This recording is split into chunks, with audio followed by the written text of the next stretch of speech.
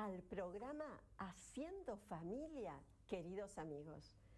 Bueno, hemos entrado ya en el año de la fe. ¿Qué esperamos como católicos de este año de la fe? Para hablar de este tema, hemos invitado al padre Alejandro Russo, rector de la Catedral Metropolitana de Buenos Aires. Bienvenido, padre, al programa. Muchas gracias, Olga. Padre, ya comenzamos el año de la fe. Ya comenzamos este año de la fe tan querido por el Santo Padre, ¿no? Que casi tiene como la impronta de un año santo, aunque no lo es, digo, ¿no? Porque los años del jubileo, pero tiene como una impronta especial. El Papa, yo creo que lo que quiere principalmente es como una puesta a punto interior de la Iglesia, anexando esa puesta a punto con un elemento natural de eso, que es la misión, ¿no? La misión. Es decir, ¿por qué vamos a mirar lo más profundo de la fe? ¿Por qué vamos a revisar cómo vivimos nosotros la fe, que es lo que nos une a Dios, que es lo que le da sentido a nuestro ser cristiano, a la recepción de los sacramentos, a nuestra oración? ¿Por qué? Porque esa fe hay que comunicarla. Tenemos obligación de comunicarla. Acuérdese que Santo Tomás de Aquino, cuando dice ¿qué es el apostolado?, ¿no? Preguntan la Suma Teológica y dice ¿qué es el apóstol? Y contesta esto: el apóstol, o sea, el que misiona, es aquel que contempla y que entrega la abundancia de esa contemplación, ¿no? Y yo creo que un poco es esto, el año de la fe es para que nosotros contemplemos ese misterio de Dios, entregando esa abundancia de la contemplación inmediatamente, porque no es que se puede contener la entrega de Dios, ¿no? Sino que lanzándonos inmediatamente a la nueva evangelización. Padre, quizás digo un disparate, pero ¿será por eso que el Papa comienza el año de la fe rodeado por todos los obispos en Roma? Sí, porque él había convocado a sus obispos. Hizo coincidir el Santo Padre una realidad que es constante en la Iglesia, que es la reunión del sínodo de los obispos, cuando una institución nueva, es decir, nueva. ¿Quién la empezó? Pablo VI. Pablo VI. Esta forma, ¿no? El sí. sínodo es una reunión de obispos, podríamos decirlo. Sí. También se le puede decir sínodo al concilio de alguna manera, pero jurídicamente hablando las palabras tienen significaciones distintas. El concilio ecuménico junto con el Papa, porque no hay concilio sin el Papa, son como si fuera la autoridad suprema de la Iglesia y lo integran los obispos del mundo entero, todos los obispos, y por lo tanto la cabeza del colegio episcopal, que es el Papa, de tal forma que, como pasó con el Concilio Vaticano II, si el Papa llegara a morir en ese instante, en momentos de la celebración del concilio, el concilio, en el mismo momento que muere el Papa, termina. Ajá. El nuevo pontífice, si quiere, lo puede abrir nuevamente, que fue el caso de Juan XXIII y Pablo VI, ¿no? Juan XXIII se murió en la mitad del concilio y Pablo VI quedó elegido con un concilio interrumpido. Tuvo que, con un acto jurídico nuevo, volverlo a convocar. Abrir nuevamente. Al concilio van todos los obispos, todos los obispos del mundo entero, los que tienen a cargo diócesis, los que son auxiliares, los que trabajan junto al Santo Padre en la Curia Romana, todos. Al sínodo de los obispos, que es una institución creada por Pablo VI para darle una estructura de participación y no tener que llamar al concilio, que es una cosa complicada porque son muchos, van representantes de las distintas conferencias episcopales. Que no son iglesias nacionales, sino que son organizaciones por problemas de lengua, de cultura, lo que sea, ¿no? Y van de la Argentina, por ejemplo, les corresponde, porque es según el número de obispos, eso, ¿no?, que elegir tres miembros del sínodo. El Santo Padre, además de los elegidos por las distintas conferencias episcopales, nombra alguno más. Ajá, ¿cómo fue acá el caso de Monseñor Aguer, por ejemplo, Monseñor Sanguinetti en Uruguay, no me acuerdo más, o algunos miembros y cardenales de la Curia Romana. Es decir, se nombra algunos obispos que no son elegidos ya para completar la nómina, o porque por el oficio, por la formación personal, por lo que fuera. Es una intervención directa del Papa, es un derecho que el Papa tiene. El Papa convoca al sínodo, que es regular, es una institución regular. cada 3 años se convoca un sínodo, ¿no? Justamente haciéndolo coincidir con la apertura del Año de la Fe y el tema del sínodo, Sí. para que quede bien claro lo que el Papa quiere con el Año de la Fe, el tema se llama la nueva evangelización. Entonces ahí los obispos convocados al sínodo, todos tienen que hablar una cantidad de tiempo determinado que les 5 proponen, minutos 5 de minutos, exposición. pues va cambiando cada sínodo, Sí. 5 minutos de exposición Sí. acerca de cómo se hace, qué opinión tienen, por ejemplo, como en este caso, para En su territorio. en su territorio, en el mundo entero, Sí. porque esto es al Papa. El Papa los escucha, ¿no? Ajá. Para el gobierno de la Iglesia Universal. Para todos. Algunos presentan dificultades de su territorio, otros presentan dificultades que puedan ser para la Iglesia Claro. entera. El Papa, oído a todos, inclusive a aquellos que no son obispos y que integran el sínodo en calidad de auditores o de invitados especiales, como son especialistas o superiores mayores de congregaciones religiosas, o también de otras religiones, a veces según el sínodo el Papa invita, no en calidad de padre sinodal, digo, ¿no? Claro, en calidad de invitados especiales. Sí. Que también tiene un momento de participación, oídos a todos, el Santo Padre va interviniendo, porque el Papa Benedicto le quiso dar al sínodo una estructura más ágil y más participativa. Antes se utilizaba mucho los círculos menores, ¿no es cierto? Es decir, estaban las congregaciones generales donde hablaban los padres sinodales y después a la tarde los círculos menores, ¿no? El Papa ha instaurado, digamos, que diálogo abierto, es decir, qué bueno. Fíjense que el Papa muchas veces improvisa, ¿no? Los discursos que Sí. en los papas anteriores Es muy típico nunca pasaba eso. El Papa siempre leía algo escrito, siempre. Alguna vez, Juan Pablo II ha hablado 2 o 3 veces, empecé improvisando, no creo que más. En cambio, el Papa Benedicto, aún discursos importantes, muchas veces improvisa o habla espontáneamente, y ahí tiene también diálogos espontáneos. ¿En qué concluye el sínodo? Recogida la opinión de todos, hablando el Papa con todos, el Santo Padre tiene en la mente lo que los obispos fueron diciendo y elabora un documento que se llama Exhortación Apostólica Postsinodal, es decir, una exhortación apostólica después del sínodo. Es un documento papal, pero habiendo oído las ponencias de los padres sinodales, ¿no? Y es donde da indicaciones para la Iglesia sobre el tema oportuno que el sínodo trató, que en este caso va a ser el sínodo del tema de la nueva evangelización, que tiene que ver con el año de la fe, lo que decíamos al principio. Exacto. Es decir, la fe no se puede retener, como es un bien supremo, inmediatamente da ganas, digo, es decir, o sea, una cosa visceral, de transmitirla. No es un problema intelectual esto, sino que es una situación, insisto, casi visceral, porque es el bien supremo que tenemos. Y este año de la fe, en lo personal, Padre, ¿para qué nos tiene que ayudar? Yo creo que nos tiene que ayudar para solidificarnos y para estar mejor unidos a Dios. Pero ¿cómo tenemos que hacer eso? Es un poco la pregunta. El Papa quiso decir el año de la fe, a los 50 años del Concilio Vaticano II, de la iniciación del concilio, y a los 20 años también de la promulgación del Catecismo de la Iglesia.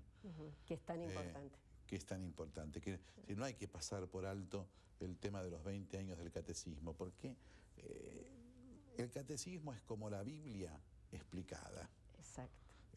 Si uno quiere leer la Biblia, lea el Catecismo porque está leyendo la Biblia. A veces es difícil la Biblia sin explicación. ¿Por qué? Porque está escrita en otro idioma. Es decir, puede ser en griego antiguo, como puede ser en arameo o en cualquiera de los idiomas que se hayan utilizados para escribir tanto el Antiguo como el Nuevo Testamento. Está escrita la Biblia de una forma también distinta a la lógica de pensamiento que usamos nosotros. Es decir, nosotros nos movemos con la lógica aristotélica tomista, es decir, una lógica más racional que proviene más vale de los griegos. En cambio, la Biblia está escrita de una forma oriental. Entonces, todo eso hace que haya una dificultad inicial. Pero hay que ir a la Biblia, porque es la fuente. Hay que ir al Nuevo Testamento, porque ahí está Jesús. Pero hay que ponerse los anteojos del catecismo primero. En el catecismo está la Biblia explicada, ¿no? Y yo pienso que una buena tarea para este año de la fe es tomar el catecismo de la Iglesia Católica o el compendio o la edición nueva del IUCAT, que es muy lindo y muy fácil de leer, o a veces pequeños catecismos, como puede ser uno muy lindo que ha llegado casi de obsequio, tan subsidiado que sale casi regalado, que se llama Yo Creo. Que no se van, que nos van explicando toda la escritura para que nos sea fácil la lectura, la meditación y la oración con la Biblia, ¿no? Pero una tarea fácil, todos pueden tomar. El que les guste más, el que les sea más fácil. Si quieren los jóvenes, el Yucat, que está hecho especialmente para los jóvenes, o los que se acuerdan todavía de antes, que les gusta el catecismo con las preguntas, También. tienen el compendio, Sí. que es el catecismo hecho con preguntas y respuestas. El más cortito. El más cortito. Y los que no pueden leer, que es un libro más grande, el Catecismo de la Iglesia Católica, con paciencia, porque como toda cuestión de lectura hay que ponerse, sentar y leer, ¿no? Pero hay respuesta para todo, padre, en el catecismo. Claro, no tal cual, solo sí, porque son todos los temas de la Iglesia. Claro, porque de pronto yo estaba leyendo ayer que lo que le dice a los que gobiernan, a los legisladores, a los médicos, cómo tiene que proceder, sobre todo tan actual hoy día, ¿no? Que el Sí, además, por ejemplo, de estos libros también hay que tener un poquito de picardía intelectual también. Yo tengo una biblioteca no tan grande, pero llamativamente a la gente le llama la atención, pues son 4 paredes. Pero siempre no es tantísimo, porque hay quien tiene más. Si van a cualquier biblioteca se van a encontrar con 10 salas de esas, digo, ¿no? Sí. Pero la gente dice, ¿leyó todo esto? No leí todo eso. Pero, es decir, no es que uno lee un libro a veces de la primera página a la última. Los libros de consulta, los libros de estudio, uno va, busca un tema, busca el contexto y lo lee, digamos. No hace falta leer el libro Tal entero. cual. Es decir, y el catecismo yo creo que es lo mismo. Uno no hace falta que quieren leerlo de la primera a la última hoja, se puede hacer tranquilamente. Pero se toma el índice y se va buscando a veces ordenadamente, pues yo no se llega a nada, ordenadamente aquello que le va causando más curiosidad por el tema, por lo que sea, y pueden ir tildando el índice a ver cuántos fueron leyendo y qué es lo que le falta leer, digo, ¿no? Exacto. Padre, sobre el final de Carta Fidei, el Papa Porta Fidei, el Papa nos incita a que, bueno, a que vivamos y demostremos nuestra fe, que seamos testigos de la fe. Eso es muy importante, ¿no es cierto? Sobre todo en la época que vivimos. Es la bisagra con lo que decíamos de la nueva evangelización. Yo creo que hay que convencerse de una cosa fundamental. Nosotros todos estamos, y el Santo Padre no es, él tiene la mirada más real en esto, estamos todos convencidos o creídos de que todavía vivimos en aquel clima de semicristiandad que teníamos, ¿no? Estamos muy cómodos. Estamos creídos con que todos, pero no. Y nos quejamos cuando no, como si fuera una cosa que nosotros no tenemos nada que ver, digo. Y tenemos que ver en que el mundo no crea, y tenemos que ver en que no esté presente ese espíritu evangélico en el mundo entero, y tenemos que ver en que entre nosotros eso sea ya una cosa del pasado. ¿Por qué? Porque lo que hace que eso no sea así es evidentemente el testimonio cristiano. El que se haya dejado el evangelio de lado, el que se haya dejado, por decirlo así, la religión de lado, es decir, hay una culpa principalmente nuestra, que hemos pretendido, a veces por demagogia, otras veces por cobardía, otras veces por comodidad, otras veces por costumbre, de insistir en la predicación amable del evangelio.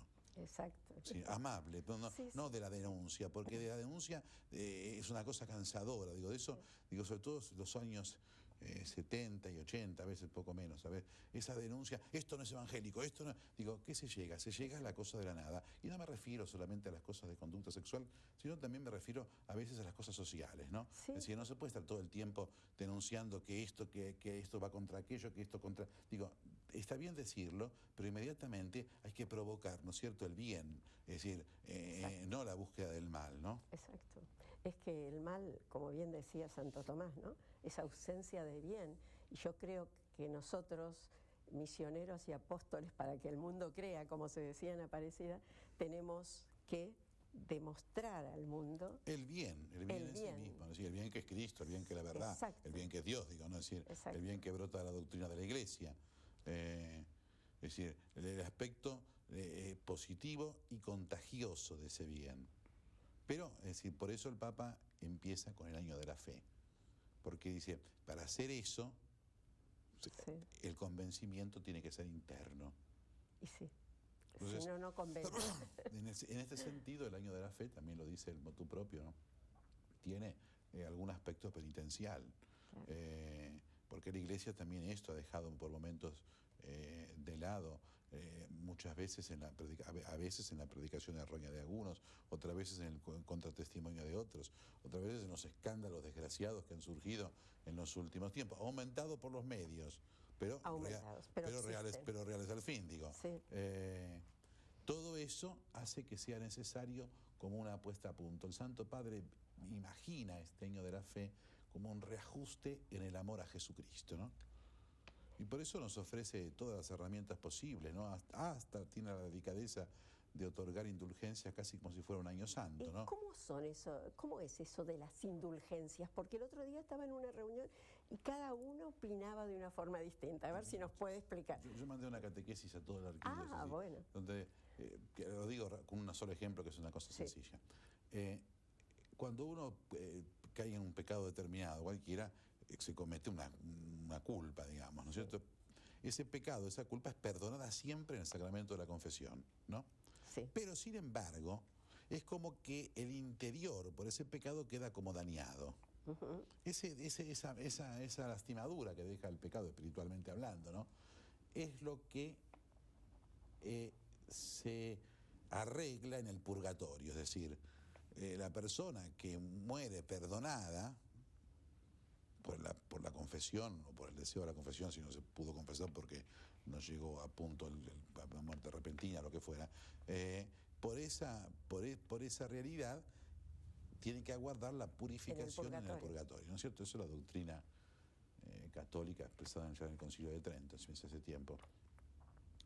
Pero la Iglesia, que es administradora de los bienes de Dios, puede a la persona otorgarle todos los méritos de Jesucristo, todos los méritos de la Virgen y de todos los santos, y todas los méritos de las obras buenas de las personas que viven en el mundo, y arreglarle esa lastimadura interior.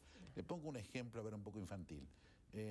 Una señora compra en su casa un mueble nuevo, tiene un chico, y el chico agarra un martillo con clavitos y empieza a clavarle en la puerta. Y la señora se muere. La señora además agarra un ataque en el momento, pero al final lo va a matar al chico, digo, así que lo tiene que perdonar, le hará hacer algo, no lo dejará jugar 2 o 3 días, pero al final tiene que perdonarlo. El chico quedó perdonado, bueno, esa es la confesión. Pero el mueble quedó estropeado, que llamaba al carpintero para que venga, le saque los clavos y le ponga un poco de lustre y de arreglo. Eso es la indulgencia.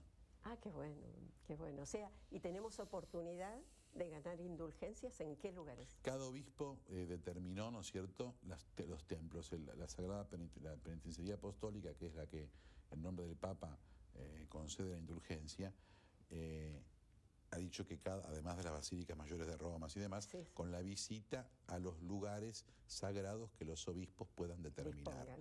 Nosotros, ahora no me voy a acordar de memoria, pero en la arquidiócesis de Buenos Aires es por supuesto siempre la catedral, no porque es la iglesia del obispo, no porque yo sea el rector, sino porque el rector de la catedral no es más que un intendente, como digo yo, cuando el intendente de la ciudad era nombrado por el presidente de la República. Digo, el verdadero superior de la catedral es el obispo, digamos, que por eso se llama catedral, porque está la silla que se llama cátedra. La iglesia catedral, la Santa Sede pedía algunas basílicas menores, que son templos distinguidos por la Santa Sede. Nosotros pusimos uno para cada vicaría, la Vicaría Centro, San Nicolás de Bari, en la Vicaría Devoto de San Antonio, en la calle Lincoln, en la Vicaría Belgrano, Nuestra Señora de Guadalupe, que se llama Basílica del Espíritu Santo, Mansilla y Paraguay, y en la Vicaría Flores, San José de Flores. Después, algunos de los santuarios, más algunas parroquias de fácil acceso, ¿no? ¿Qué pide el Papa? Visitar la iglesia, participar de una celebración sagrada o de un momento de oración personal, rezando además el credo y el Padre Nuestro. Padre, una última pregunta. ¿Por qué fe y caridad caminan juntas? Porque no puede haber fe sin obras. Es decir, la fe sola nunca puede salvar, porque nosotros no somos solamente pensamiento, nosotros somos una persona humana entera. Entonces, al decir fe y caridad, estamos hablando de fe y expresión, es decir, entonces la fe siempre tiene que ir saliéndose en todo lo que hagamos, ya sea en la transmisión de la misma fe, ya sea en el cumplimiento del deber de Estado, por ejemplo, trabajando cada uno en su lugar y haciendo lo que hay que hacer, ya sea ayudando a los pobres, ya sea en la circunstancia en que uno esté viviendo de acuerdo con la fe. Cuando uno dice fe y caridad es eso, porque a veces uno piensa que la caridad es solamente la ayuda social. No, la ayuda social es un aspecto de la caridad, digamos. Muy bien, gracias, Padre. Bueno, queridos amigos, estamos en el año de la fe. Como nos explicaba recién el Padre Alejandro, fe y caridad caminan juntas. No se puede, el cristiano no puede separar lo que es, lo que siente, con las acciones corrientes. No se pueden tener dos vidas, algo que hoy día nos pasa muy comúnmente, ¿no? Yo el domingo soy perfecto cristiano y después en la semana, bueno, apruebo leyes, hago lo que quiero, vivo un libertinaje total.